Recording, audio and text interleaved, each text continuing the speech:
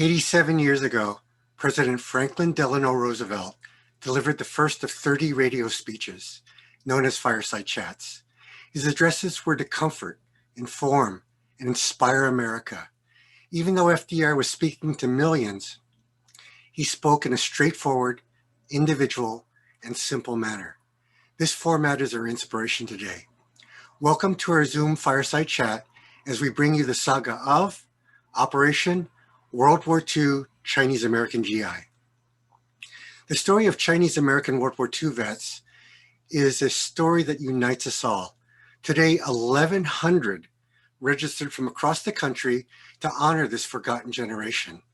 I see members from the Chinese American Citizens Alliance, American Legion, Museum of Chinese in America, Chinese American Museum in DC, National World War II Museum, the Smithsonian, Asian American Department, your three hosts today, and many, many more. Welcome to all. I'm Ron Chen, Executive Director for the Bay Area Chinese Genealogy Group, co-host for today's session. Joining me today is Erwin Wong, Director of the Chinese Historical Cultural Project, and Pam Wong, Interim Executive Director for the Chinese Historical Society of America. Presenting today are Montgomery Hom, Major General William Chen, U.S. retired Navy, and Connie Young Yu. We honor all men and women who served, but today we are going to take a unique view of World War II. It is through the eyes of Chinese Americans in San Francisco, the oldest Chinatown in North America, and location of America's arsenal of democracy, with its shipyards, coastal fortifications, and strategic location to the Pacific War. We will then take this narrative even deeper as we hear individual soldiers' stories of heroism while viewing the world's largest private collection of Chinese American World War II military memorabilia. We're here today because of the 60 million Americans serving in World War II, but only 1.9% are still alive.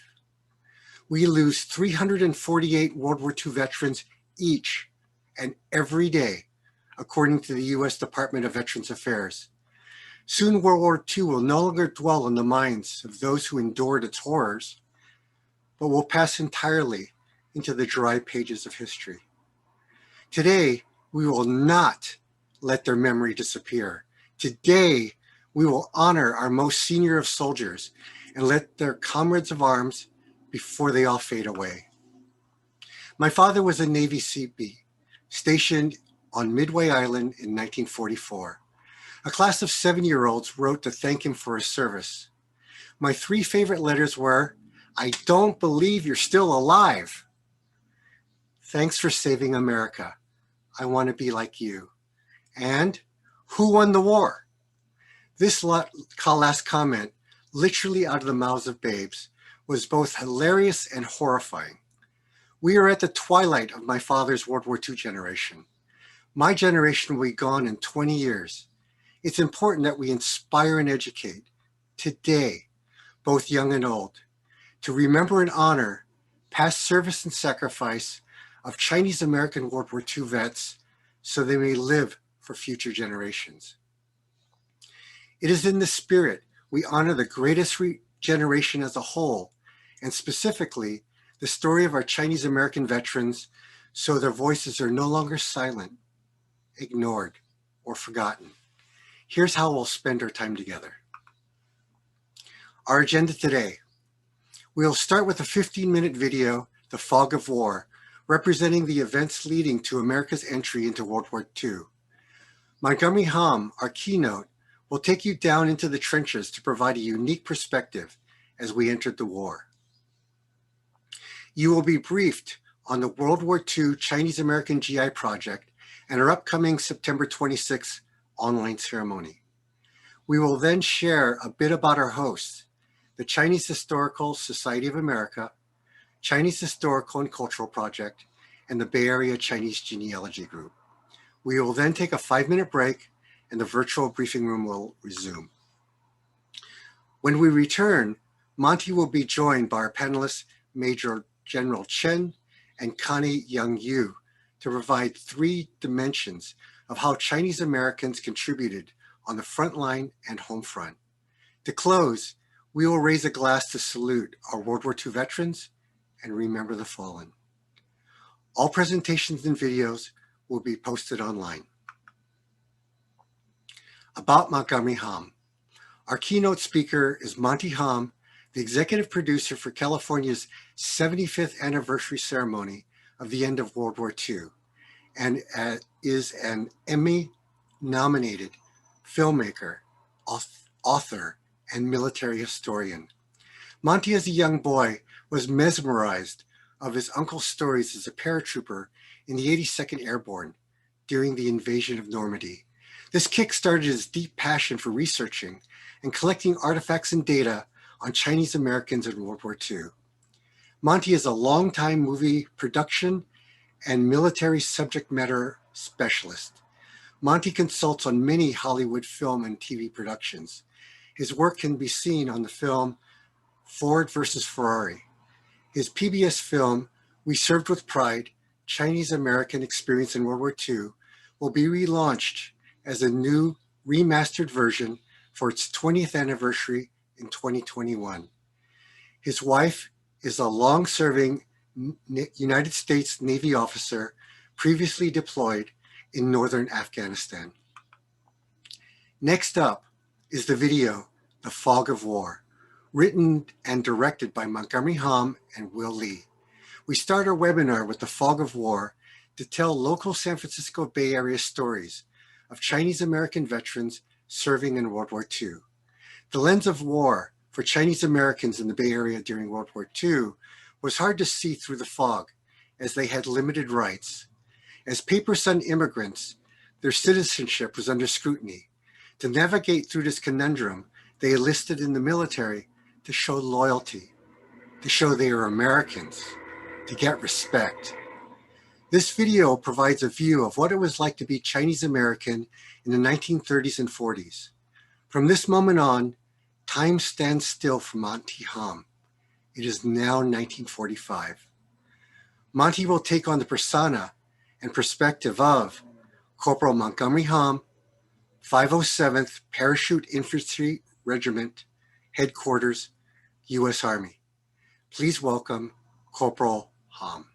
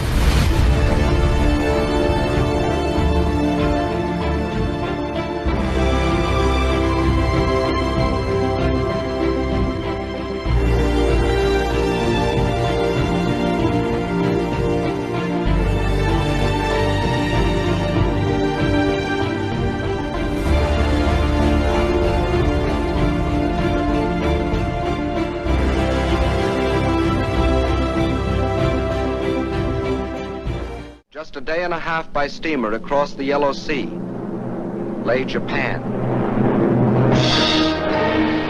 Here here, the God Emperor and his fanatic warlords were using this same Western civilization for one purpose and only one: to create one of the world's most powerful war machines. Their aim, the absorption of China and the fulfillment of the Tanaka Memorial.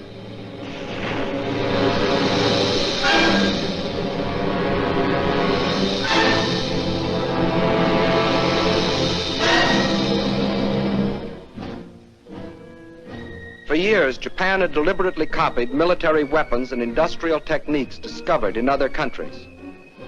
For years, Japan, under the pretext of lacking raw materials for industry, had been buying in every corner of the world materials not only to build this war machine, but materials which could be stored to feed it in the war of conquest they were planning.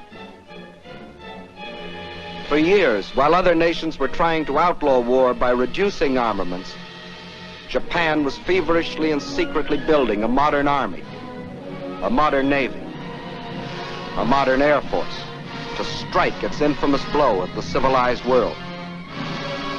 And we all now know about the islands in the Pacific that Japan fortified in violation of all international treaties. These were the reasons why it was possible for Japan, only 1/20th the size of China and only 1/6 the population of China, to think of conquering China as the first step to world conquest. And as you have seen, in 1931 they embarked on phase one, the occupation of Manchuria. The small bonfire that the Japanese lit in Manchuria was to grow and spread with uncontrollable fury.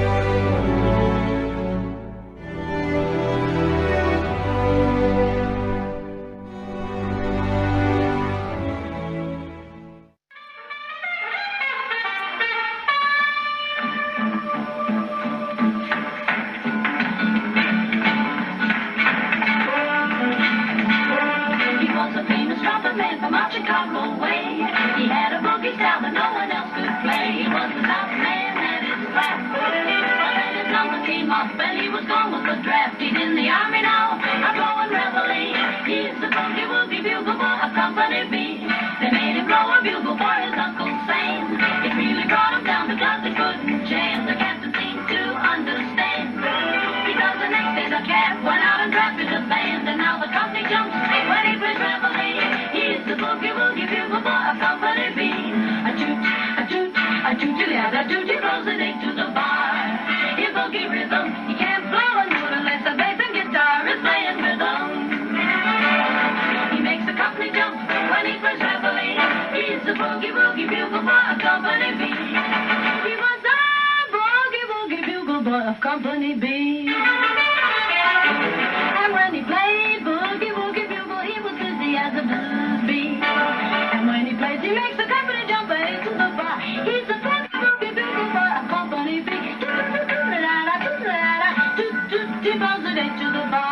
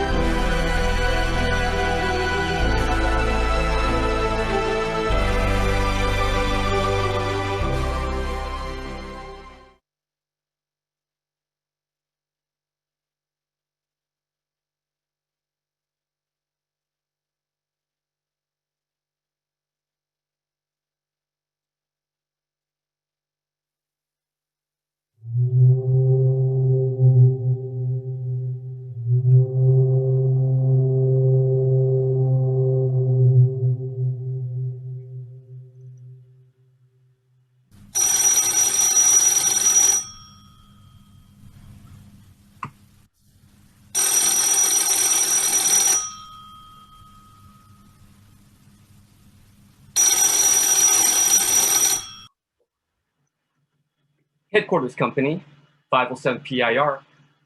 Corporal Hom speaking. Yes, General. Yes, sir. Right. Yes, sir. Right away. Whew. Well, that was the General calling. He wants to join us for our event. Yes, sir. Okay. I would like to take all of you on a little journey today. I'd like to take you all back to time, back in time, in San Francisco, 80 plus years ago, to a time where I think most of us have no clue. It was certainly in San Francisco Bay Area 80 years ago that basically is the past. So if you're ready to join me on this journey, let's go. And this all started for me when I was a very young boy, and it was an unusual childhood, I should say. My grandparents, I remember sitting down with them, watching The Sands of Iwo Jima, and it starred John Wayne. And my grandparents loved John Wayne. And I remember during that Christmas, for the first time, my grandparents bought me an Army play set, as you see right there, called Battleground. And this was very significant in my life because that play set was very, very important to the fact that I was learning about the history of the Chinese Americans and learning about World War II through my little green men. And that is how the journey started for me, through my Army men and my play sets. That's how I learned about history. So as I grew up in my grandfather's home, I remember him bringing out these old radios and his trusty 1941 top of the line Kellogg Red Bar phone. And he would tell me these stories about how he was watching the news through his magazines, his comic books, and of course newsreels. He was a subscriber to Newsweek magazine, and at this point, very concerned that the war in China was a big deal. He was eyeing this very intently, and the fact is that he was very afraid of what was going to happen to the relatives in China.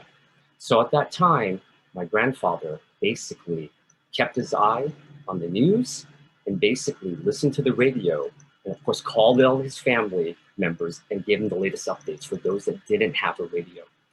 And basically, you have to remember, this was before the internet.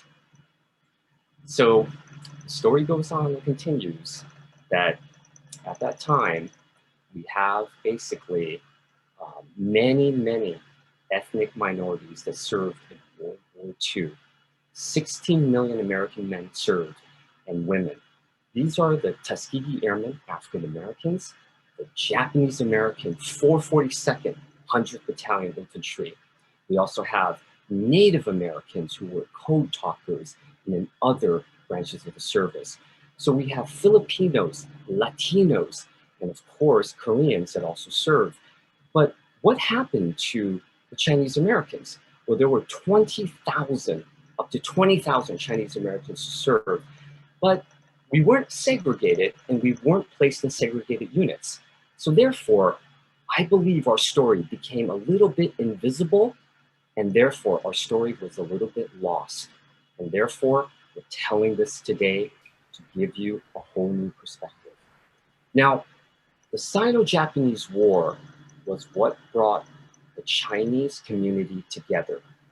And in 1931, the Japanese invaded Manchuria. And it was quite serious because China was not equipped to fight a modern war. At that time, China did not even have an air force. So this gentleman, Captain Art Chin, was one of the earliest Chinese American fighter pilots from Portland, Oregon, who was a volunteer. By the way, his mother was Peruvian and his father was I don't Chinese. see any sinking And differences. so at that point, the Chinese Air Force basically fought the best they could against a modern Japanese Air Force. And at this point, the Japanese were really controlling the skies of China, and the Chinese really had no way to win this. Basically, the Chinese were, it was a tough situation for them, and they were no match for the modern Japanese military.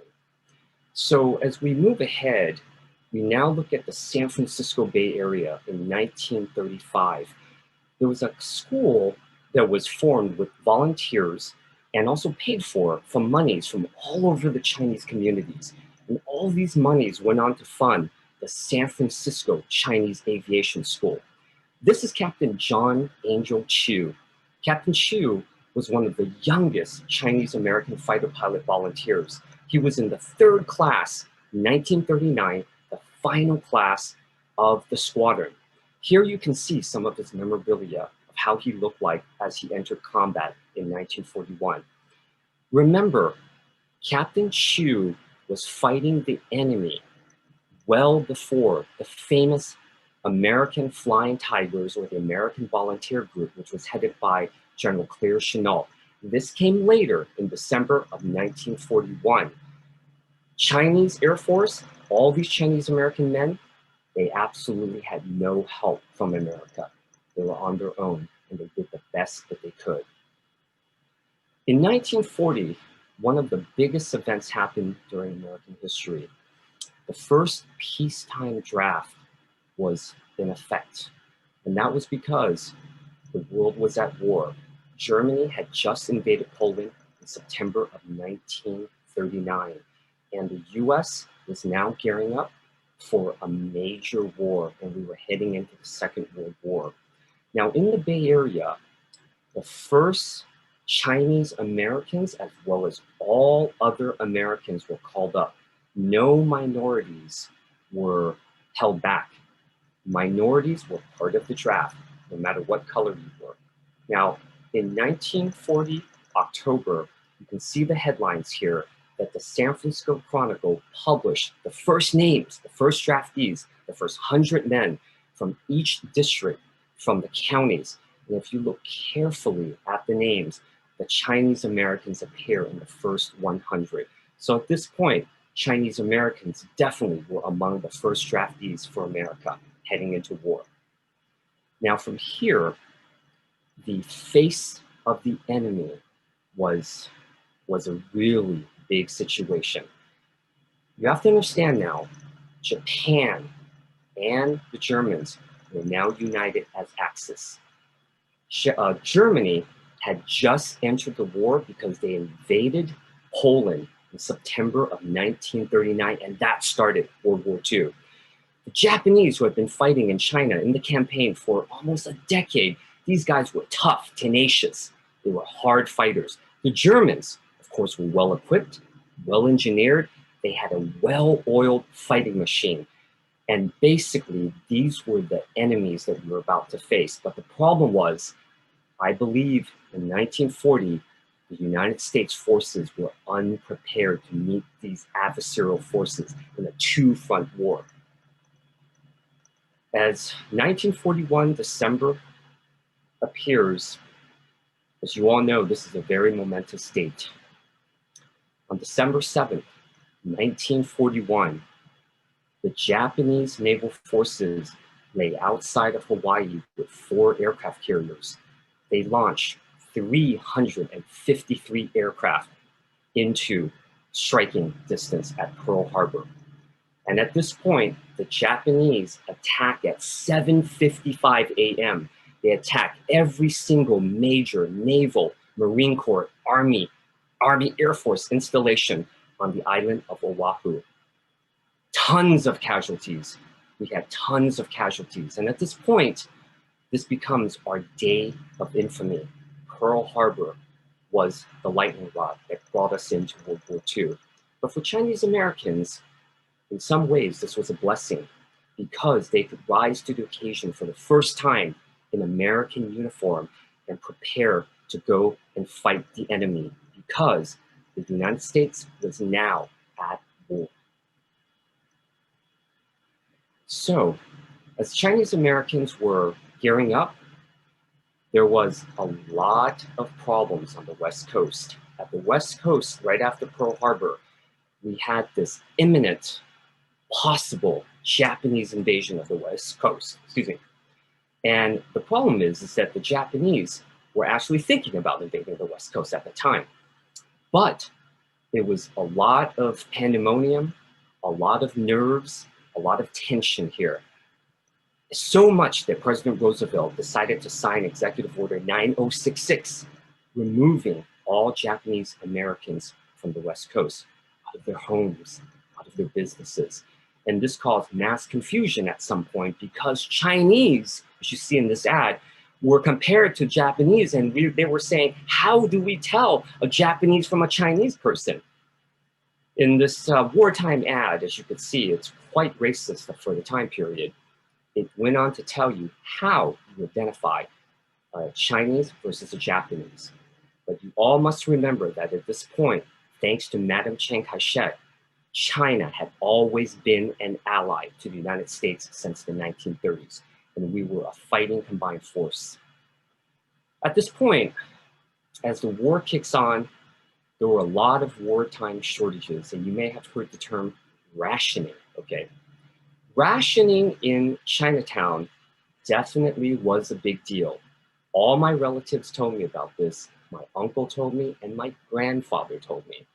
My grandfather told me that during the war, he had lost weight because he could not eat his ham sandwiches all the time. He could not have his pork chops or his steaks. He ate lots of vegetables, he said, because that was one of the main things that was coming from the farms, and there were a lot of Chinese farmers in the Bay Area and around the counties. So at this point, yes, Chinatown did have to go on a ration because of the war effort and all those essential items, butter, oil, metals, steel, aluminum, they were all part of the war effort. And my grandfather said this, the one thing that he missed the most was the shipments of the Chinese sauces from China, because they weren't available because the shipping lanes were cut and the war was on. So therefore, there was no more oyster sauce or soy sauce coming in from China. So the ration, according to my grandfather, was very real, and he totally missed his sauces on Chinese food. So at this point, as we start going forward, we're seeing the change now of the rationing program, which is ending. Okay, go ahead. Thank you. And the ration program continues. Chinese Americans are obviously not very pleased, but again, at the same time, there's a lot of support from Chinatown. There's a lot of support from the individuals, especially women. Okay, so now for the first time, Chinese American women step up. Okay, now we're going to go back a little bit to pre-war. Now, Chinese American women helped to raise a ton of money for the Sino-Japanese war period because that was called the Rice Bowl Drives. Okay, so the Chinese American women and the Chinese American community got together. They were able to raise all this money to send it back to China. Now, once the war happened after December 7th, 1941, Chinese American women then again stepped up. Okay, they joined the Red Cross. They were fundraising for war bonds, buying war bonds, right? Helping with all these other organizations that was meant for the servicemen. But there was one issue. Servicemen weren't allowed to go to the USO because they weren't white. Can you believe that? So Chinese women were upset, and they said, you know what? We're going to establish our own. And for the first time, a group of Chinese American women from the Bay Area and San Francisco got together and formed the Chinatown USO organization. And that became the first one in America. Now, Chinese American women also worked in the war industries, in the war effort, okay? They were all over the Bay Area. They were as far down as San Diego, in shipyards, aircraft factories in San Diego, in Los Angeles, all the big plants were there, Grumman, Douglas, everyone contributed. Chinese Americans did their part. The women of the Bay Area worked for the shipyards. Look at Connie Young. She is one of our naval shipyard workers, and she was a riveter. So for the first time, Chinese American women definitely stepped up and they contributed to the war effort. And so therefore, Chinese American women, again, they did everything that the men did. So again, for the first time, Chinese American women stepped up. The story of Maggie G. Wow, this one's very personal. The story of Margaret Maggie G., a young Chinese American woman who grew up in Berkeley from a family of 6.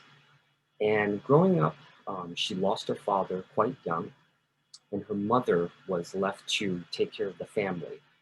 But growing up, as Pearl Harbor happened, Maggie basically was working at Maryland Naval Shipyard, and she was an assistant for the drafting department. And what she did was basically work on all these blueprints and all, but she was kind of bored, okay? And so one day she told her mother, she said, "Mom, I think I wanna take flying lessons." And so what she did was she got together with 3 friends, and they bought a used Ford convertible and drove this thing all the way to Minden, Nevada one weekend. And there she flew for the first time. She flew solo, and she got her private pilot's license. Now, coming back to San Francisco, as you understand, the war was raging. She was a bit unsure of what she was going to do. She was unsure about her future, but she knew she wanted to fly somehow. And therefore, she responded to an ad in the paper that asked for volunteer women pilots with licenses, okay? And this was known as the Women Air Force Service Pilots. So she enlisted, and a few months later, she got the call, and she was on her way to training in Sweetwater, Texas. And she became a WASP. She graduated from class W9 in 1944, second to the last class. Here are some of her artifacts. You can see her flying helmet, goggles, and of course, her yearbook from her W9 class. And one of the really important little relics, as you see right in front of the book, is a brass plaque. And that brass plaque is quite unique because in her later assignment, she was sent to Las Vegas Army Airfield. And there, she was given the assignment of flying a single-engine aircraft towing aerial targets. So that meant she was flying, and you had this 10-foot sleeve being pulled while men on the bottom shot at her with live bullets from 50 and 30 caliber machine guns. And my godmother told me that she would have almost died if she sneezed. My goodness. This here is another very important piece of her life. In 2009, President Barack Obama signed a bill to recognize all 1,074 women Air Force service pilots of World War II. Can you believe that these women who flew during World War II were never recognized as veterans, never gotten benefits ever? So for the first time, these women were recognized. And as you see here, this medal is Maggie's medal from 2009. And it's important to note that Maggie G is the first Chinese World War II veteran to receive a Congressional Gold Medal. It's a very important point. Chinese Americans now enter combat. Wow, and this is a story of a very, very tough fighter, an individual who was 20 years old at that time from Chinatown. But he was a wily character, and he was very, very smart about what he was going to do in the Army. So instead of being drafted, my uncle, Leon Yi, decided that he was going to enlist before he was drafted. So that's what he did. He went to training camp, came back, and the sergeant gave him his duty of choice. And so what did he do? He basically ended up in Angel Island, San Francisco Bay, as a military police officer. And what he did was, because of that duty, excuse me, he could come home. He could come home on the weekends, see his families, and of course, have Chinese food and see his buddies. He had the life. So military police duty was very good to him before Pearl Harbor. But after Pearl Harbor, these things changed. He basically, one day, heard a little speech from a visiting lieutenant from Fort Benning, a paratroop officer. And he saw this particular and he was a part of this meeting, and the guy said that if you become a paratrooper, you would get $50 extra pay a month for hazardous duty pay. And my uncle was like, what? Wow, that's great. Because understand, as a private in the infantry, you were making $21.50. So at this point, if he was going to make $70 plus, big money, big money. And he needed that, of course, to give back to the family. He was also taking care of mother and a younger brother and sister. So he goes on to training, becomes a paratrooper in October 1944, where he earns his wings and he becomes part of the 507 Parachute Infantry Regiment, 82nd Airborne Division. And now the division starts moving to its advanced training.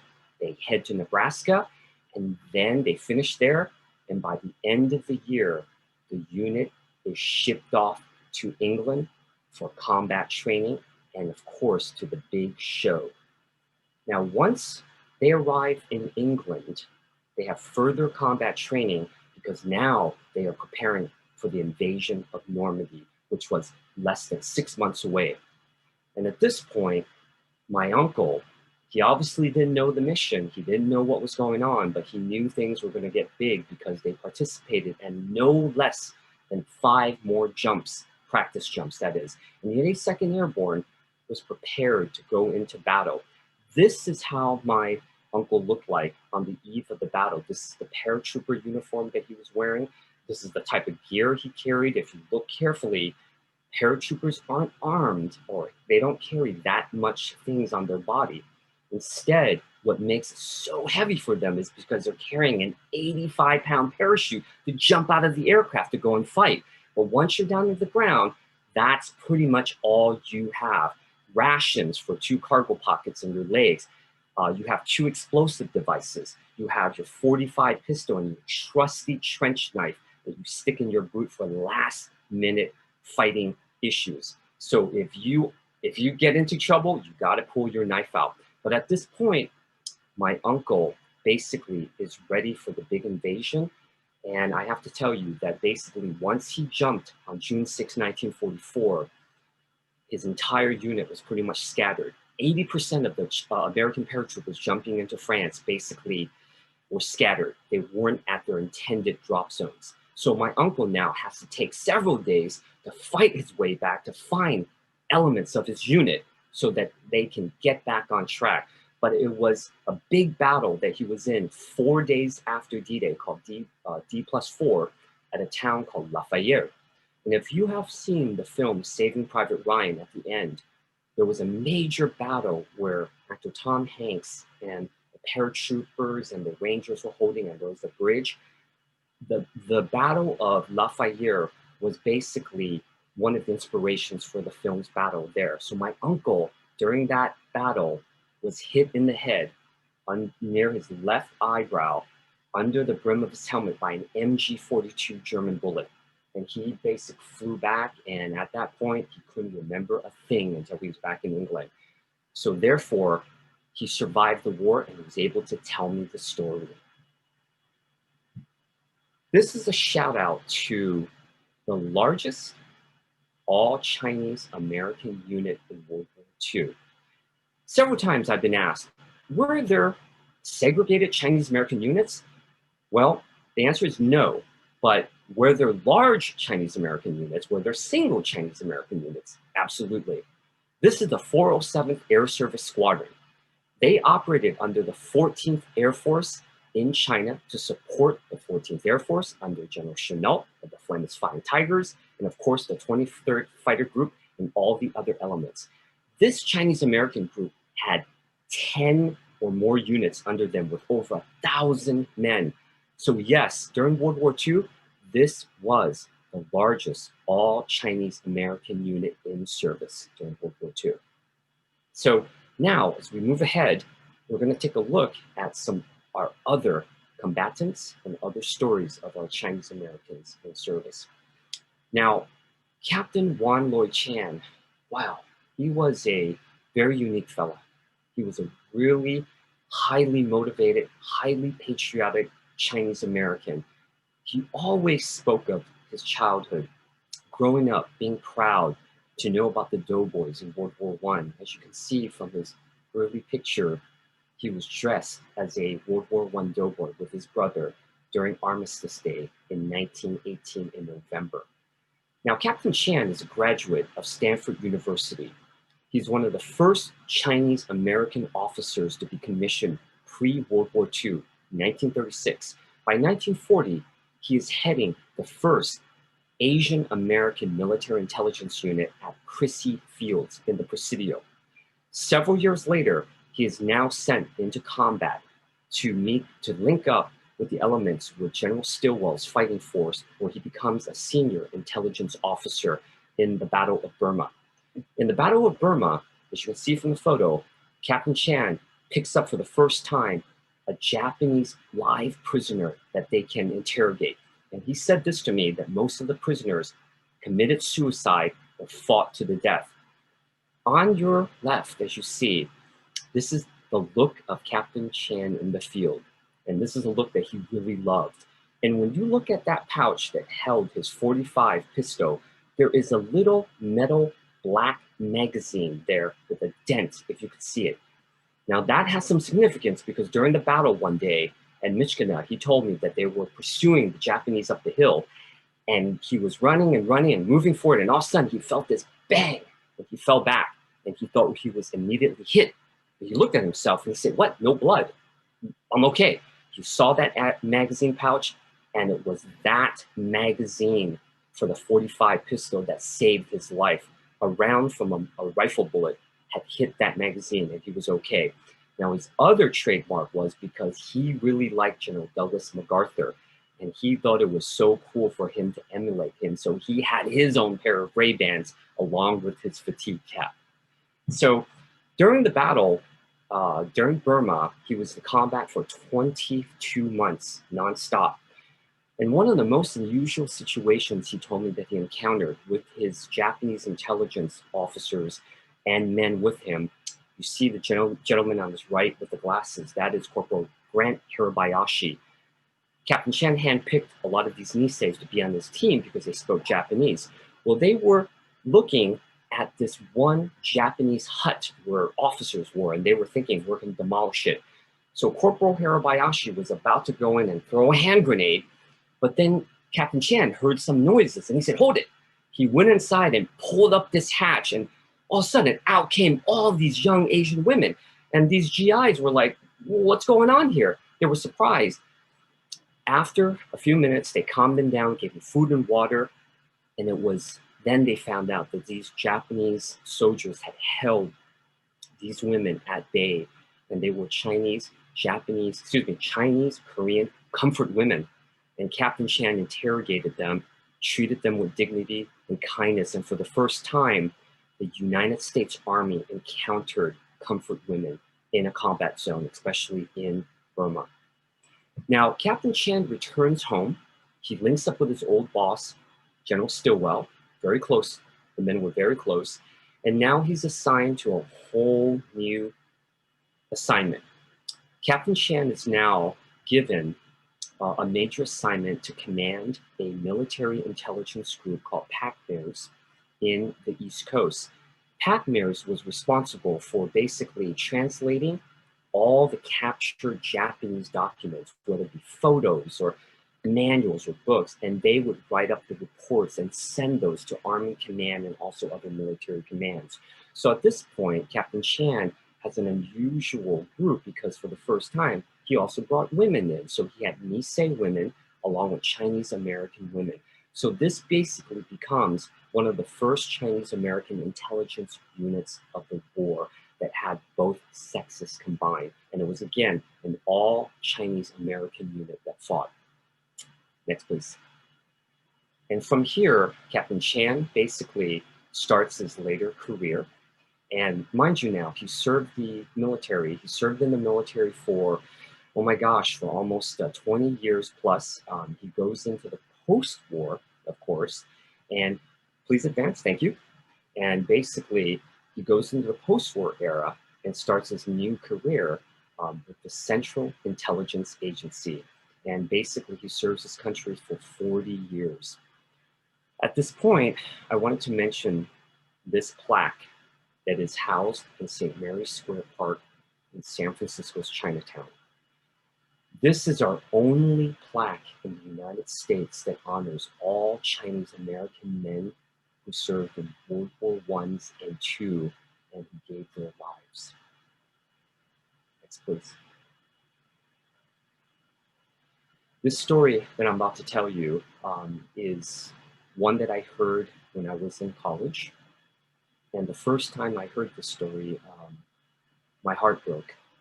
And that is because I had not come across a Chinese American who was killed in action at that point from all my years at that point of research. This is the story of Harold K. Lee of Hanford, California. Harold was part of a very large family, very well known in the Sacramento area in Hanford. And the Lee family had 5 sons. And I want to add that all 5 sons enlisted and served in the United States military. Harold K. Lee entered service in 1943 and then was a part of the 60th Infantry Division. And prior to the Normandy invasion, he shipped off and he's in England, ready for the big show.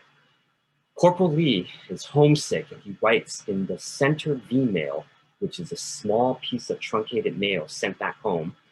He says, "Dear Uncle and Auntie, I like it over here, it's a beautiful country, but give me the good old USA."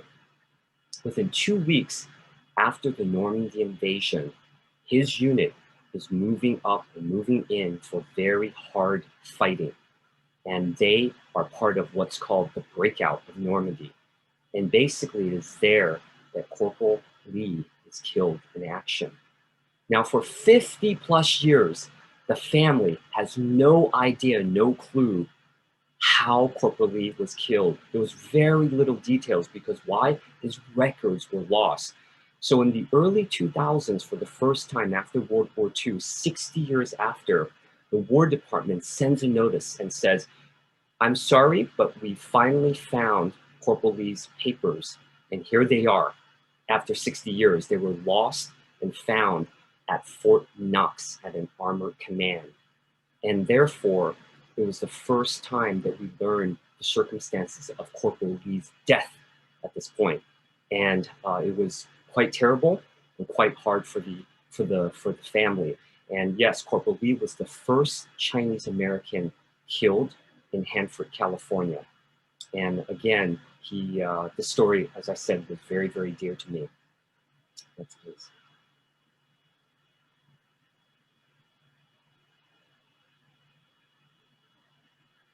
We want to honor our homecoming time period for our Chinese Americans. This is a happy period. At the end of the war, Chinese Americans finally came home from several years of service. Mind you, some Chinese Americans had been serving since the 1930s. They were in uniform for a long time. And so finally, for the first time, Chinese Americans came home and they were able to take advantage of their veterans' benefits. They went to school, they were able to start businesses, and most importantly, they were able to bring their wives over from China because of the 1945 War Brides Act. As we see here, we see a ensign, Chinese American woman ensign, who basically comes home to Honolulu with her family, and we see her brother on her left, who's also a naval officer, her brother on the right, who come together for the first time. And now, for the first time, Chinese Americans could look forward to a modern Chinese American generation that was started from these World War II veterans. And now, I love this section because I want to take a moment to honor our living Chinese American veterans who are still with us today. Proud of this. Alfred Chan, United States Navy. He was a Seabee in World War II. He served on Midway Island and recently was on an honor flight to DC to visit the World War II Memorial. Next, we have Marietta Chong-ing, Ensign, United States Navy. Marietta, I'm glad we spoke a couple of days ago, and thank you for your story. thank you for everything you've done. And I have to say, Vincent Chong, you look marvelous. And our next veteran is, wow, Randall Ching, Corporal, U.S. Army, Ranger, 5th Ranger Battalion, my goodness, Normandy veteran. Randall Ching, I just got to know him recently. I'm a little choked up, sorry. And he's gone through so much. He recently shared a story. Thank you very much for your service and your recent winner of the French Legion of Honor, France's highest award. And here he is with his nephew and son, who are both United States veterans. Salute you, Corporal Ching. Thank you. Harry Jang and Ruth Chan. Wow, a love story. They were boyfriend and girlfriend during the war. Harry flew with the 306th Bombardment Squadron, 35 missions. And of course, Ruth joins the WWII. And she said she loved her time, she loved her duty. And thank you for your story, Ruth. And I have to say, you look amazing, ma'am. Thank you. Next, we have Johnny Young. United States Army Air Force Sergeant Johnny Young was a tail gunner with the 306th Bombardment Squadron. He was in the B-17 for all of his missions. Johnny, thank you for your story. Thank you for sharing. And yes, sir, I salute you. Next, we have one more veteran, Orman Fong. Thank you, Tech 5 Fong, for sharing your story. You were a cannoneer and you saw a lot of combat in Europe. Thank you very much for sharing your story. You look great. You and your family, I salute you. Thank you, sir. Oh, okay, so we are now looking at a bit of a summary. So 20,000 Chinese Americans served during World War II. 40% of those Chinese Americans were not even citizens yet, okay? And 75% were in the Army, 24% in the Army Air Forces, and 10% were in the Sea Services. So all in all, 20,000 Chinese Americans served. But if you look back at those 40%, it's an amazing story to see such a young man, as you heard earlier in the briefing room story. His name was Wah Lee, right? Wah Lee came to America in the summer of 1940, and he was not even here in America for like a year. You know what happens? He is drafted into service. He becomes part of the United States Army, just along with hundreds of thousands of other men. And what happens? He serves his country proudly. So I wanted to kind of tie that together as a coming to circle. And now I wanted to present you with a special preview of the upcoming We Served with Pride, a Congressional Gold Medal story. Thank you.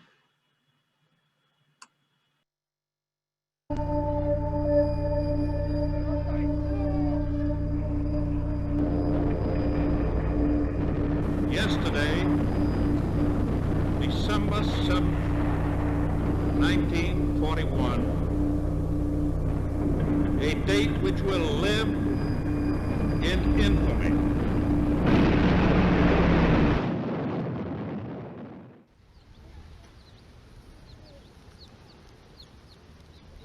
It's hard to believe that nearly 8 decades have passed since that fateful morning on December 7th, 1941, when Pearl Harbor was attacked.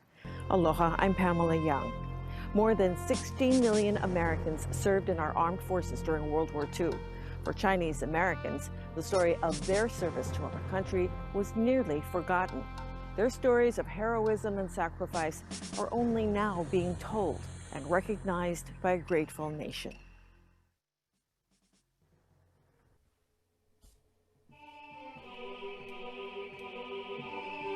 The Chinese American military experience began during the American Civil War of 1861 to 1865. A small number of Chinese served in the Union and Confederate forces during the bloody conflict on American soil. During World War I, Chinese Americans enlisted in the United States Army to fight in the European War. Over there, send the word over there.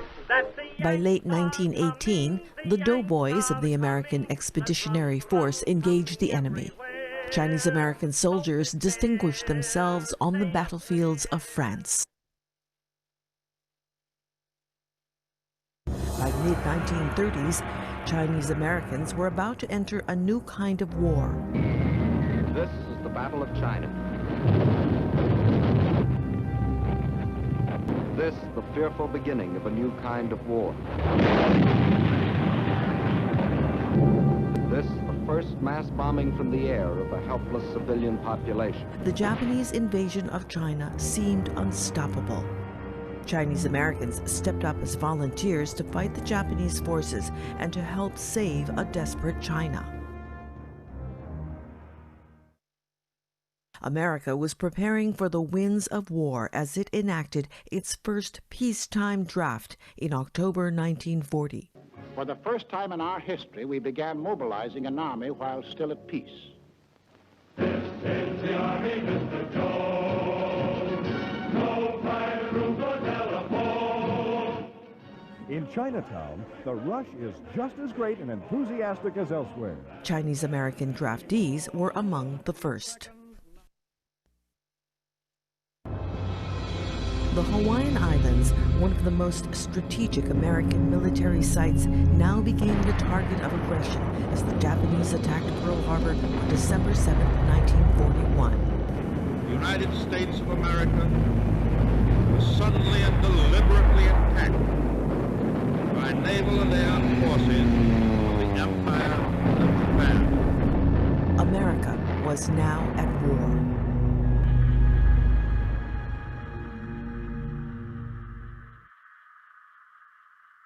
The first island battle in the Pacific was fought at Wake Island. From December 8th to the 23rd, civilians aided the Marine and naval personnel against overwhelming Japanese forces, which eventually forced them to capitulate. 64 Chinese American civilian contractors were captured and sent to prison camp for the duration of the war. 22 of these men were from Hawaii.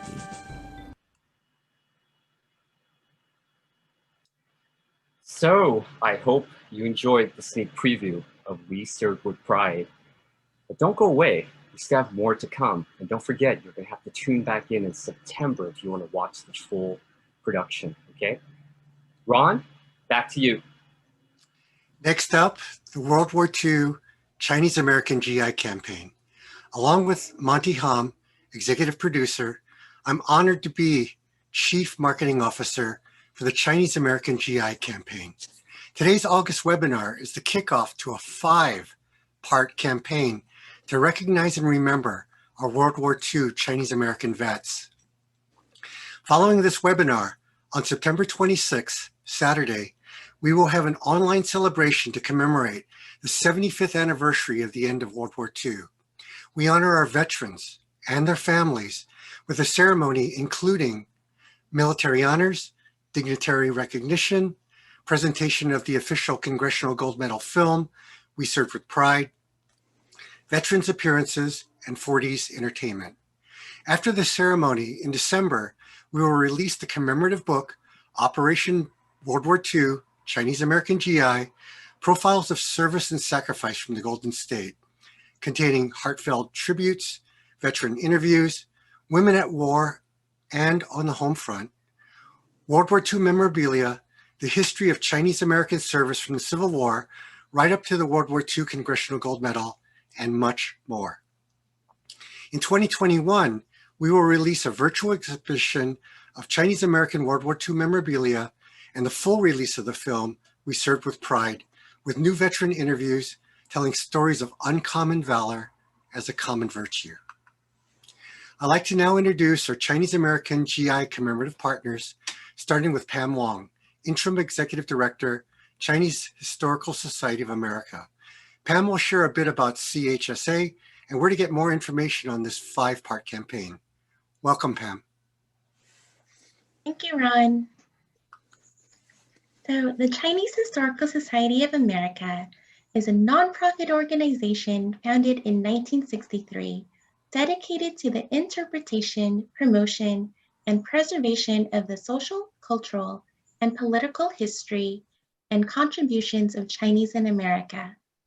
We are housed in a Julia Morgan building in San Francisco, Chinatown. CHSA is the fiscal sponsor of the World War II Chinese American GI project. In 2019, we held a 2-day symposium honoring Chinese Americans who served in World War I and World War II. We are proud to continue this work to honor our veterans. We've created a couple of web pages to house information about this project. The web address you see listed at the bottom of the slide is where you'll find the information. This is the main page. At the top is a menu button, and if you hover your mouse over the buttons, a list of sub-pages pop up. The main button will always bring you back to this page where you'll find information about the progress of the project, news on the September ceremony, as well as information about the book and how you can dedicate a tribute page to a veteran. The order button leads you to the book or tribute order pages. The book will be published in December, but you can pre-order one now. There are 3 different sizes for tribute page with 12 pre-designed templates or an option to customize a full-page tribute. The resources button contains information about the World War II Chinese American GI team, FAQs about the tribute pages, how to donate, and a link to the CACA site to register a veteran for a Congressional Gold Medal. If you have any questions regarding this project, you can always reach out to Monty Hom or Ron Chan. Their email addresses are listed on the site. Up next is Erwin Wong of the Chinese Historical and Cultural Project. Erwin? Thank you, Pam. For many years, the Chinese Historical and Cultural Project has actively been involved in promoting and preserving the history of our Chinese World War II veterans. Early this year, members Herb and Doris Jan hosted a luncheon to our existing Chinese World War II veterans in the Bay Area. Among the veterans were the Flying Tiger 14th Air Service Group, the 407, the 555, and the 987. CACA and CHSA were other organizations that were invited to this quarterly luncheon. Assemblymen Kinson Chu, Ron Chan, Brenda He Wong were some of the past key speakers. Another of our major event is the History San Jose sponsor Spirit of 45, the San Jose History Park, also the home of our museum. Think of this event like Halloween with a World War II theme. People are dressed up in their World War II uniforms or 1945 style clothes, big band music, vintage car, military vehicles, even a working vintage trolley car that you can ride on. A parade celebrating and honoring our World War II veterans. This was definitely a blast from the past. And during that event, all the museums at the park were open to the public. You could visit our Chinese American Historical Museum, and you could also attend World War II speaker events at the firehouse. Some of our past World War II speakers event included Q&A with our Chinese World War II veterans, Connie Young Yu, my father, Captain C. Young, and the Song Sung Battle, and her Call to Rise 6-piece exhibits. And Lee stories of the 1,000 Chinese pilots from the China that were trained in the US during World War II and what happened to those pilots that perished during training. For more information, please log on to chcp.org. Check out our virtual tours if you can. With this said, thank you for joining us, and please enjoy the webinar. Ron, back to you. Thank you, Erwin. On behalf of the Bay Area Chinese Genealogy Group, thank you for joining us today. It's an honor and privilege to share this proud history of our Chinese American heritage and their contributions to our nation and the world. Our mission is to educate and share family history. We empower you with research tools and techniques, bring families together to tell their stories, and share history that would otherwise be left unspoken. I've been asked in the past, where do you start doing veteran research? Here's a few tips to you, family historians. They say you die twice, once when you stop breathing, again when your name is said for the last time. As family historians, it's our job to document facts and turn them into stories of their lives so they can live forever. Up to 20,000 Chinese Americans served in World War II. Today, we told the story of only a handful. The rest of the stories are now in your hands. Oral histories are a powerful tool to help build a veteran's legacy. But how do you get your stoic, hardworking, but quiet Chinese parents to open up? I volunteer with Honor Flight. As a thank you for a veteran's service, Honor Flight has sponsored 250,000 veterans at no cost to visit Washington, D.C. memorials and monuments. The past is painful for many vets. In a 3-day honor flight, I heard stories my father never told me, but flowed freely amongst his comrades in arms. Vets talk to vets, bring them together, and their stories write themselves. Even if the door is closed to do an oral interview, you have military and personal research assets in your arsenal. Start with Family Search, where you could pull census, death, birth, military, and marriage records free. Fold 3 is an excellent paid military record search engine. Data included are World War II enlistment records, draft registration cards, serial number identification, and muster rolls assigning your vet to duty. You can also create a memorial page for your vet with photos, stories, and documents. On the BACGG site, we also have a World War II memorial page that you could post and honor your vet. On the National Archives and Record Administration site, you could request military service records like the DD-214 separation document, replacement medals, medical and health records, and the Veterans Official Military Personnel File. Once you gather all this information, make sure you register your vet for the World War II Chinese American Congressional Gold Medal, awarded for the patriotism, loyalty, and courage. As Pam Wong noted, on the Chinese American GI site, there's also a CGM registration link.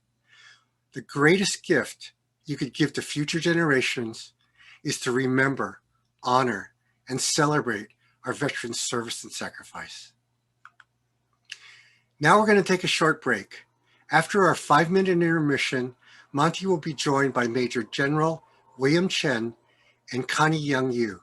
We will continue our virtual briefing room, which includes veterans' tributes from the book World War II Chinese American GIs from the Golden State, and photos of General Chen's and Connie's family during the war and beyond.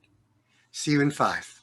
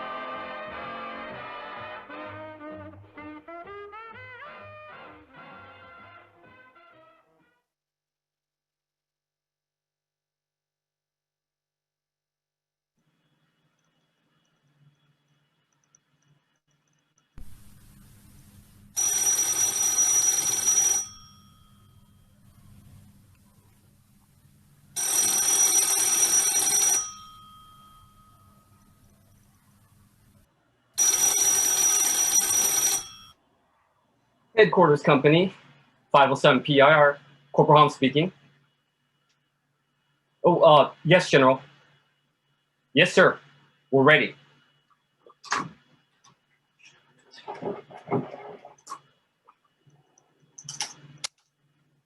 Hello, Ron. Hello, Ron. Chen here. Hey, Ron, what's the situation? All systems go. Okay, you ready to do this? Copy that. Let's Yes. go. We got to go from high command. But before I start this panel to Major General Chen, forgive me. In my earlier introduction, I committed the most unforgivable sin. I introduced an Army man as Navy. I did 50 push-ups. I reported for KP duty. Major General, sir, my apologies deeply, sir. All right, let's get this started. General Chen, Without, welcome to our panel. Okay. without further ado, Monty will be joined by Major General William S. Chen, retired. Served as a career U.S. Army officer for over 32 years and retired as Major General, the first Chinese American to wear 2-star rank in the U.S. Army. As Major General, he commanded the U.S. Army Missile Command and later served as the Army's first program director, executive officer for missile defense, directing all of the Army's missile defense programs.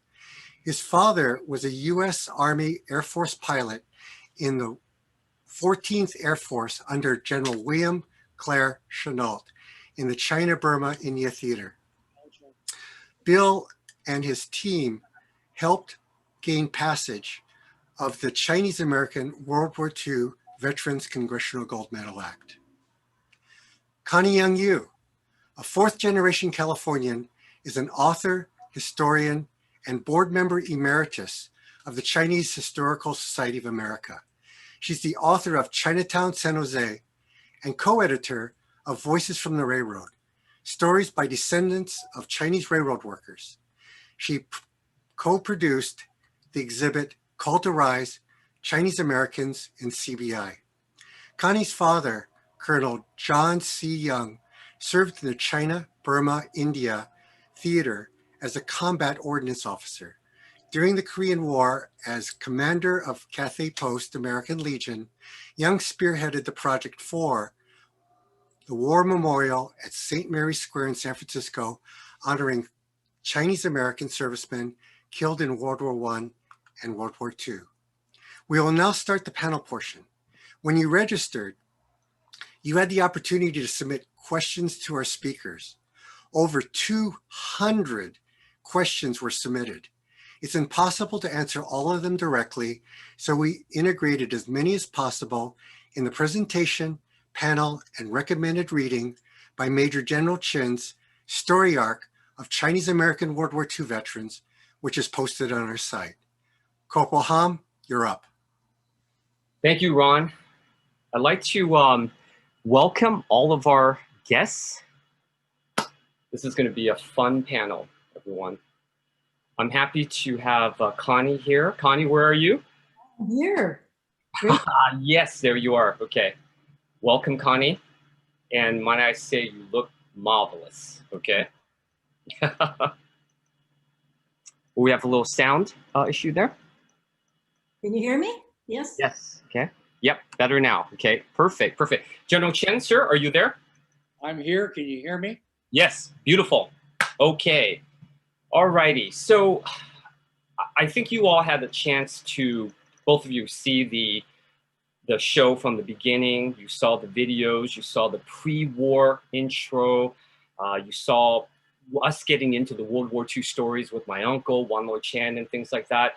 So one of the things I thought about that was important is let's step back a little bit and just give a little bit of a portrait of the time of San Francisco from a family point of view, because both of your fathers were United States Army officers. They both served, right? They both were in World War II, and they served a long time. They both saw combat. So I wanted to have you guys take that back a little bit, just to kind of like give the flavor of what it was like growing up and hearing some of these stories. And obviously Chinatown, the Chinese community was a little bit different back then. Of course, General, you did not grow up in the Chinese community, right? You were back east. So General, I'm gonna start with you first, see if you can give me a little bit of insight to that early history. Well, I didn't grow up in any Chinatown, but we really need to take it back to my parents, my mother in particular, and then I have an older brother who was, you know, a little over a year ahead of me, because they were there in China during the Sino-Japanese War. In fact, in July of 1937, which is the start of the second Sino-Japanese War, my father was flying over the Marco Polo Bridge where the incident and attack occurred, and he landed in Peking. Later on, he got back to the airfield and he was shot at as the plane took off from the airfield. So even before Pearl Harbor, you know, the Japanese had been had shot against him. But it's really the family side, because at that time we were living in Shanghai, and if you know the history, August of 1937 was bad for Shanghai. There were bombings of Shanghai, and so my father decided that we should move to Hong Kong, and so we did that. My older brother was born in Hong Kong in March of 1938, and then after a while, it was safer to get back to China and Shanghai. So I, in fact, was born in Shanghai in November of 1939, but our stays in any one place were short-lived because of the war. We had to evacuate later and then move from Shanghai to Chongqing, and then from Chongqing we moved to the States on a U.S. troop ship that went from India to Australia to San Pedro, California, and then we went to New York, stayed in New York for a short time, went to Canton, Ohio. My brother went to the first grade there, and then later on back to New York. And so it just goes on and on. I don't need to go through the whole thing, but I think it was certainly busy, really, to my mother in taking care of the two of us while my father was at war. See, this goes to show you how, you know, in our community, someone like yourself and your father, I mean, this is, you guys were all over the place, all over the globe. And this is pre-war 1941 before, you know, and this is incredible, because I don't think a lot of people understand that someone like your father had to sacrifice for the family, and the family had to sacrifice for the dad as well, your mother. So Connie, I want to ask you. That was a thing of World War II, not like Vietnam or not like the Middle East. The tour was the duration. Correct. Take it, Connie. I want to hear your little pre-war young Connie story. Give it to me. The word sacrifice are two words that just have lived in my memory. One is sacrifice, and the other one is victory. I think the first word I learned in Chinese and English was victory. Just some background on my dad. I think that when the war started, it was a moment that my dad, his parents, my uncles, they were waiting for, because they had been preparing for this war for years. Just have this article, and this says, Chinese boy, brother of dead flyer, that's my uncle, wins Army commission. Okay, Chinese boy. This is written on May 26, 1937, San Jose Mercury Herald. And the boy is my dad, 24 years old, engaged to be married. And he just got an Army commission because he was an ROTC at Stanford. He was so fortunate. So he was a second lieutenant, and that was a big deal for a Chinese boy. So it made the American newspaper. But my father was born in San Jose. His brother, who was killed serving training pilots in China in 1937, he was killed on a reconnaissance mission in a plane crash. It was a great tragedy. So for my grandparents, it was just so devastating. They had lost their son, but they believed in the sacrifice. They knew that he was doing what he was destined to do, and to serve China and his country. Because at this time, well, this was before the U.S. and China were allies, but already they just felt it was going to happen. Well, that's really important because, again, it paints how we were involved as a Chinese community, that we also had this feeling about China because, we were not at war yet, right? U.S. was not at war yet, but we had relatives, we had family in China, and the sentiments were very strong with the Japanese aggression, the invasion and all. And Chinese American sacrifice, right? I mean, look at the fighter pilots that I talked about that went before the Flying Tigers, before the American Volunteer Group. And these Chinese Americans were never, ever even talked about, ever. They weren't hardly even given any type of recognition, right, Connie? Just like your uncle who perished while training, and he was also part of the Chinese Air Force and, et cetera. So it just kind of bothers me a little bit that when we look back, we don't know the history and we can't honor those, right, Connie? That's the problem. That is true. Now, I feel that I grew up during World War II. I was 6 months old when the Pearl Harbor attack happened. And our family, my mother and father, were living in Whittier, and my 3-year-old sister, and living with us were our parents, our grandparents from San Jose. So we were all in this house. And my father was an engineer, but he was also in the reserves. So when Pearl Harbor happened, he reported for active duty.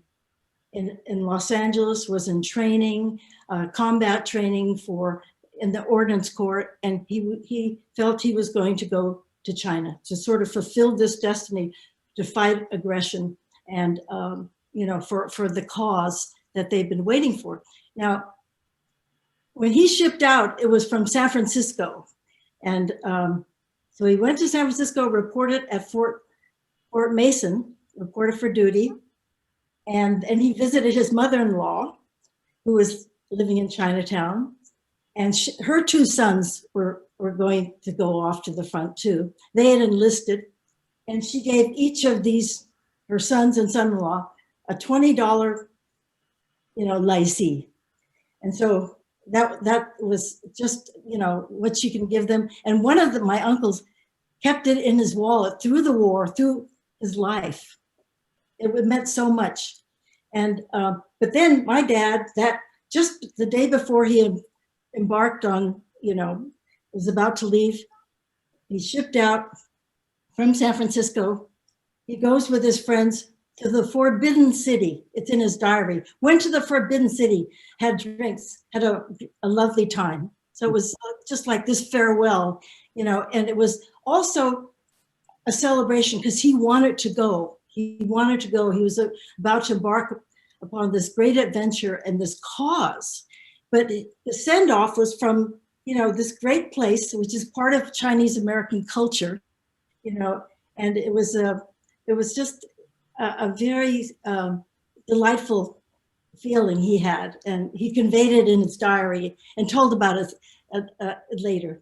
See, these are the personal stories that we just talked about, Connie, General Bill. Here's another thing I want to ask you, General Bill. So, you guys, your family came back to from China, you guys were stateside and you guys have to move around, and your dad was shipped out. I mean, how did your family kind of deal with this too? And obviously the war was raging, you guys were pre-war, and now, here he is coming back to be assigned, and he's going back into theater, into China. Give me a little scoop on how that was, Well, Connie mentioned her father taking ROTC. And when my father went to the University of Michigan, it was a land grant college. He took ROTC, and that's exactly how, when Pearl Harbor, or after Pearl Harbor, he was able to enter and be integrated into the Army Air Forces as a first lieutenant. And of course, he was assigned to the China Air Task Force under Brigadier General Claire Chennault. Later, it became the 14th Air Force, commanded when General Chennault got promoted to Major General. And when we think about World War II, how and under what circumstances was it that Chennault and the Flying Tigers saved China? And so I think we need to remember that, because the Flying Tigers, I'm now talking about the original Flying Tigers American Volunteer Group, they gained air superiority. In fact, there was an incident on May of 1942 at the Salwan Gorge that they stopped a Japanese column, and had they not done that, then Kunming would have been lost, Chongqing would have been lost, etc. And so what we need to take away from that was China and the United States were cooperating during a time of war, and we should all remember the Flying Tigers. In fact, what General Chennault wrote in his book, Way of a Fighter, at the very end, he said, "It is my fondest hope that the sign of the Flying Tiger will remain aloft just as long as needed, and that will always be remembered on both shores of the Pacific as a symbol of two great peoples working toward a common goal in war and in peace." And that was precisely what happened during the war, working together in cooperation in time of war. You know, for our audience, this allied relationship was so huge, right? I mean, it was so important because China had a great spokesperson in Madame Chiang Kai-shek. So we have to give her a lot of credit for really always pushing the idea of China and US as this fighting force. And it's amazing to see that history, basically 80 years ago, that cooperation was seamless, you know, versus, unfortunately, today.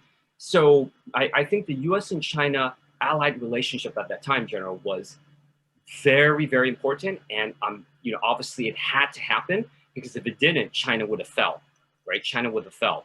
And so, you know, as we kind of go into, we're framing this story for our audience. We're talking about the pre-war, now we're getting into the war and things. So, you know, General, don't forget, there's been a lot of questions always asked about, well, you know, were the Chinese segregated? You know, how many Chinese there were? You know, what they did to the units and all. I just want you to fill in a little bit about that, General, if you don't mind. Predominantly, all the Chinese Americans that served in World War II were integrated into the Army, Army Air Forces, Marine Corps, Navy, etc. There was only one Chinese American unit, the 14th Air Service Group, and then also the 987th Signal Company. In fact, that all-American, all-Chinese American unit was started based upon a discussion between General Stilwell and General Chennault, thinking that if there were a group of Chinese Americans who also spoke Chinese, could be sent to the CBI theater, that would really be helpful.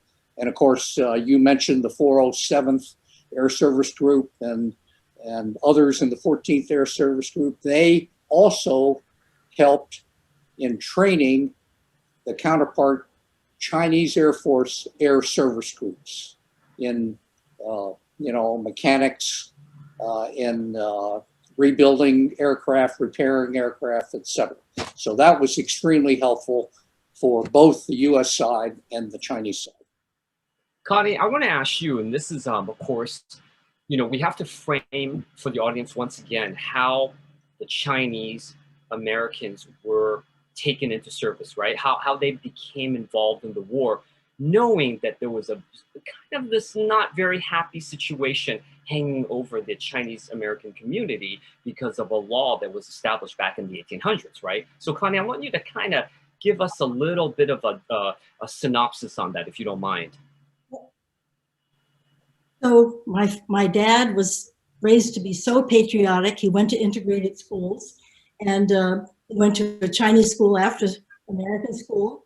His parents, you know, were involved with Sun Yat-sen, the revolution in China, but it was always that feeling of U.S. and China alliance. There was always that, even despite the Chinese exclusion law.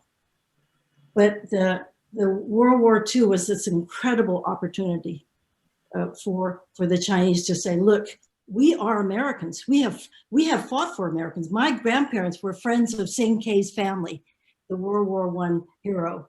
And so they just knew that, you know, we have this long history here. But as far as the exclusion law, they knew that there was going to be this chance. And if it weren't for World War II, the exclusion law would have stayed on the books for more than 1 years. It would have stayed on for decades.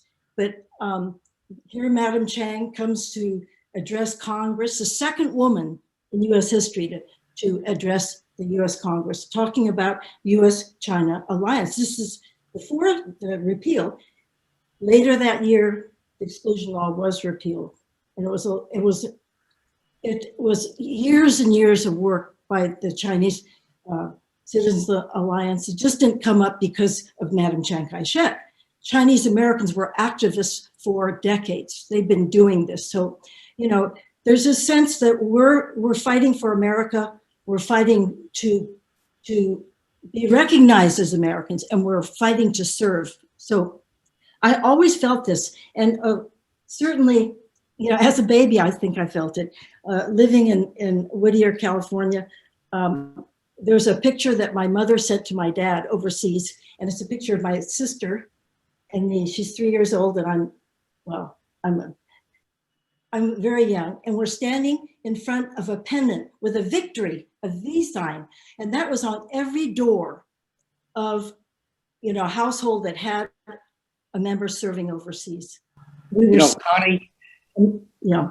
You know, Connie, I actually met Madam Chiang Kai-shek in 1958 when she came to the University of Michigan to receive an honorary degree. I happened to be a junior then. And after the ceremony for the honorary degree, there was a reception. I had to give a speech, etc. But it was fortunate that she was there at Ann Arbor, Michigan, because shortly thereafter, we got word that General Chennault was not in good condition. And so she was able to stay. And when General Chennault passed away, she was able to directly attend the memorial service and the burial at Arlington Cemetery. Great. Wow. Well, I'd like to mention something more about the U.S. and China alliance. For the U.S. invited Chinese pilots to train in the United States. And there was a group of Chinese cadets, very strong, young, handsome guys that were stationed in Arizona, the Air Force Base in Arizona. And they came to Los Angeles, and they came to our house in Whittier, and we hosted them.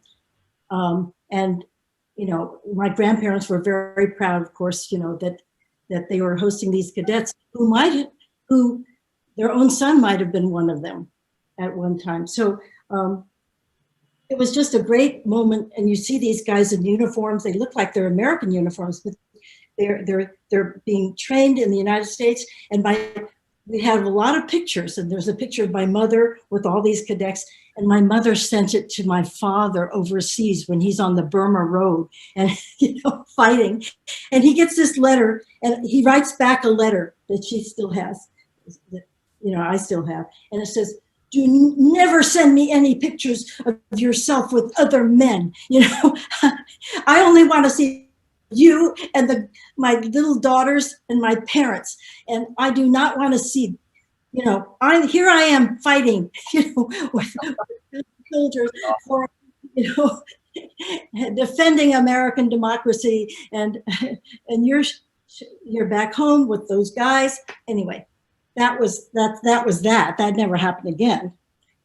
No, that's really great stuff. I mean, you know, when we're talking about the Chinese American involvement, we're talking about the community, we're talking about its soldiers, we're talking about its women.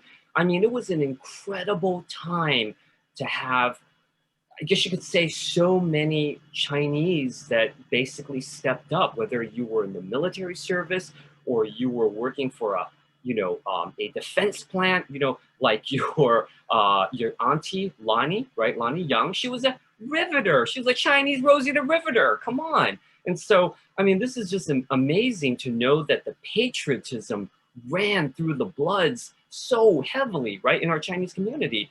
And so I've never even heard of someone that wasn't even doing anything.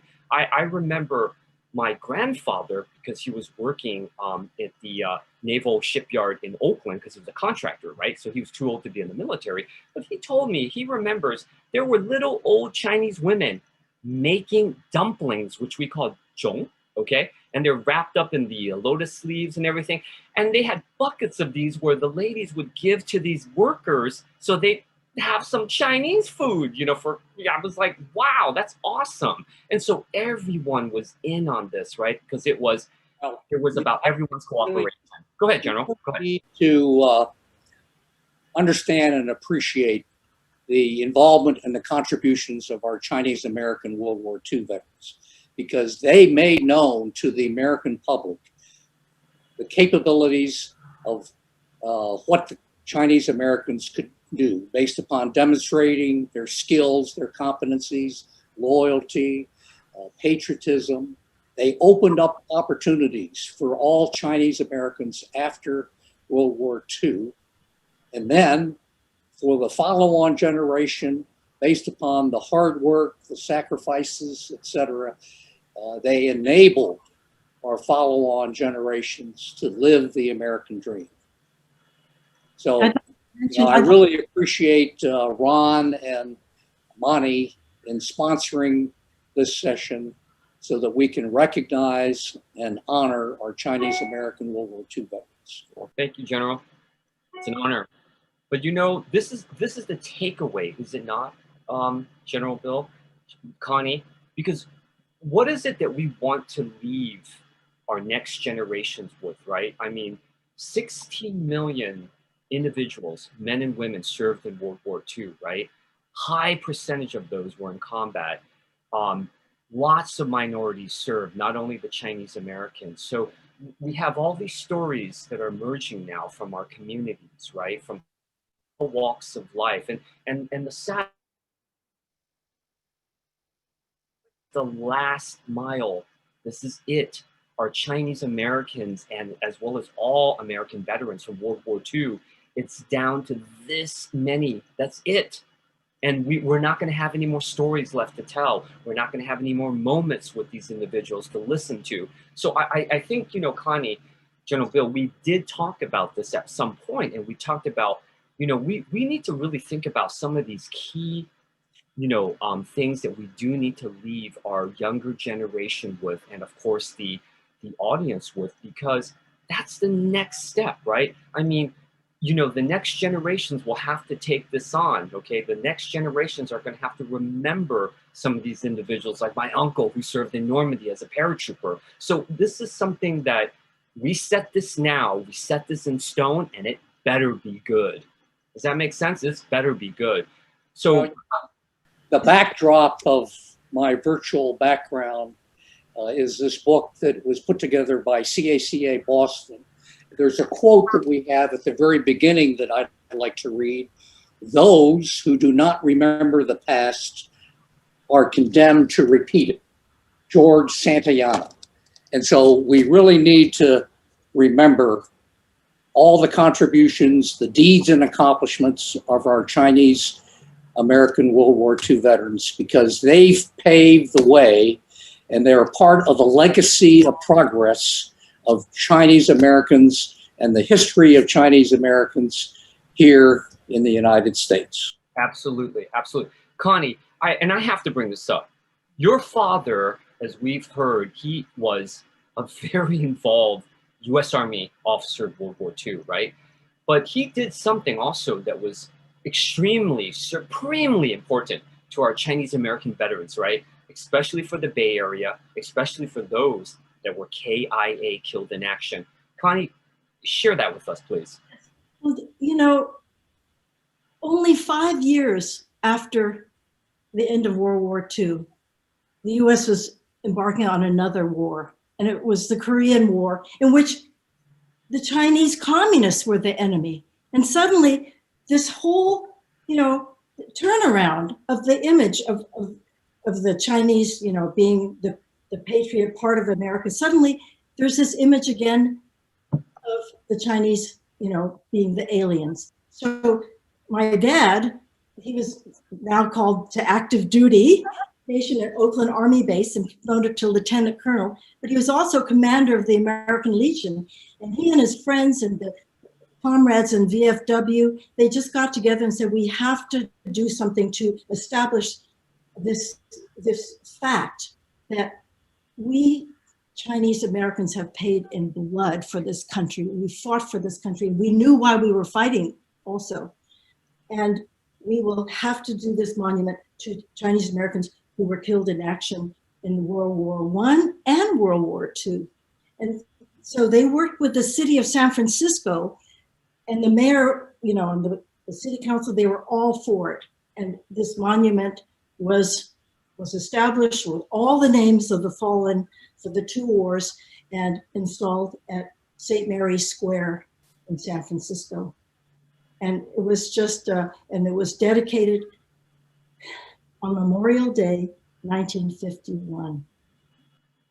That's pretty incredible. And for those in the Bay Area who've never seen this, I really urge you to pay respects. I was there. We were so proud. The square was full. It looked like all of Chinatown was there, and the rest of San Francisco just crammed into this block. There was a parade, and it's just that it's and the keynote speaker was General WWII, who took over after Stilwell, the China Theater, and so he was commander of the 6th Army, and he was the speaker, and it was just such a great moment of patriotism, and to see that it was initiated by Chinese American veterans of World War II. You know, it's so important, Connie, because when we think about service in country, also like what General Bill Chen said, I mean, you know, I always have to think about this, and I think, how many people really understand what we did for the country, right? I mean, Chinese American service goes back to the American Civil War of 1861 to 65. Just for you guys who didn't know that, okay? So, I mean, we have spanned over 150 years of service in this country. And I do want to kind of say that this is for my wife, who I'm supremely proud and thankful and grateful to, for our family, because she's a long-serving United States naval officer. She has just returned from Afghanistan on a 13-month tour of duty. So to my wife, thoughts for you. So yeah, I mean, I think about this, and I'm thinking about, where's all this gonna go? You know, I mean, after the generations leave, our World War II generations are at the final mile, and that's it. Where's it going to go? You know, I'm not a historian, but I would say that the first major accomplishment of Chinese in America and Chinese Americans was building the Continental Railroad, as Connie well knows. And of course, the story arc of the Chinese railroad workers, etc., we could say was completed at the 150th anniversary of the building of the Transcontinental Railroad. I would say that the second major contribution of Chinese Americans is the World War II service of all our Chinese American veterans. And hopefully their story arc will be completed with the award, the official award of the Congressional Gold Medal, hopefully before the end of this year. I think that's a great way to end. Nobody loves, trust me, a war story more than I, but I want to thank the panelists, Monty, Connie, and Bill, for their time and talent in sharing not only the historical side of the war, but putting a face and story on Chinese Americans who served. As a small token of appreciation, as panelist and speaker, on behalf of the Bay Area Chinese Genealogy Group, Chinese Historical Society of America, and Chinese Historical and Cultural Project, we'd like to extend a 2021 membership with great thanks. Monty, Connie, and Bill, please stay on. I'd like to invite now all the World War II Chinese American GI webinar team to please turn on your videos.